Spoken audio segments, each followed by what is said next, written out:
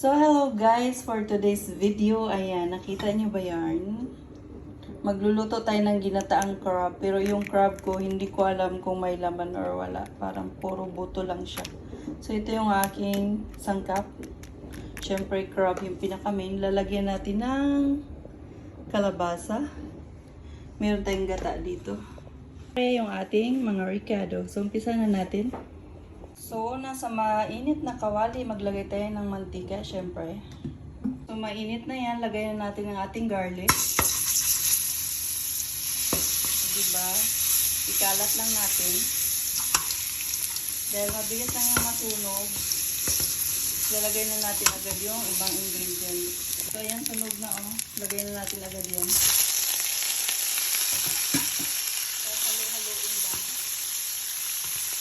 Halo-halo or mitas-mitas.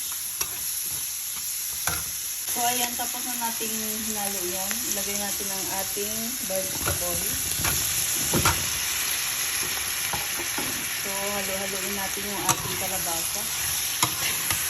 Lagyan natin ng pampalasa. So, ang pampalasa. So, lalagay na natin ang ating pinaka-main ingredient. Ayan. Ang ating crab. So, ayan, pagkatapos natin ilagay at lagyan ng mga seasoning, ayan, halo-haloin na natin yan, tapos lagyan ng konting tubig. Kasi pinakalas natin ilagay yung ating gata. So, ayan. Palambutin lang natin yan, guys. And then, tatakpan lang natin. So, mag-check na tayo. Ayan ang ating crab na gagataan. Wala pa yung gata. Chinik lang natin. Almost done. So, nilipat ko nga pala guys yung ibang crab dahil hindi ko siya nahalo ng maayos. Ayan, nandiyan siya. Tapos, pagkaluto naman ito ay ating ilalagay din sa pot. So, mag-add na tayo ng vegetable para siguradong makulay ang ating gulay. Charot. So, tapos, ayan, halo-haloin lang natin yan. Mabilis lang din to kasi luto na yung kalabasa. And then, isunod na natin ang ating gata. Ayan.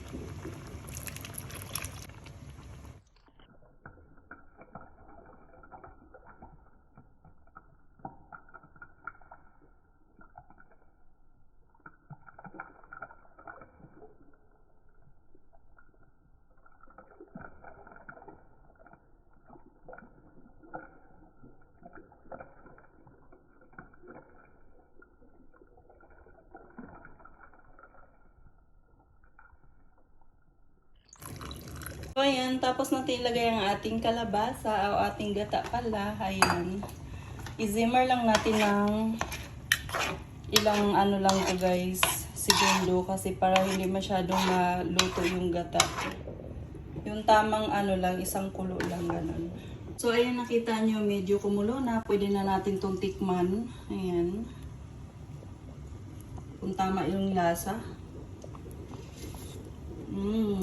Pwede na guys.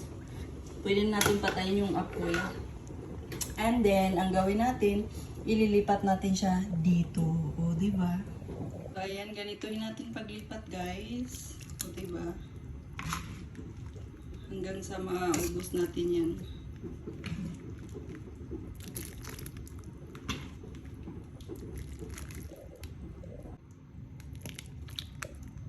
Ayan, nailipat na natin yan. Napatay na yung apoy. Ready na yung ulam natin para mamaya. Ito na yung ating pagkain guys. Ayan yung crab kanina. Tapos hiniwalay ko lang yung sabaw. Ba, sarap. Ito naman yung sabaw nyo. Durog na yung ulam. Ay, gulay. Kain. Kain tayo.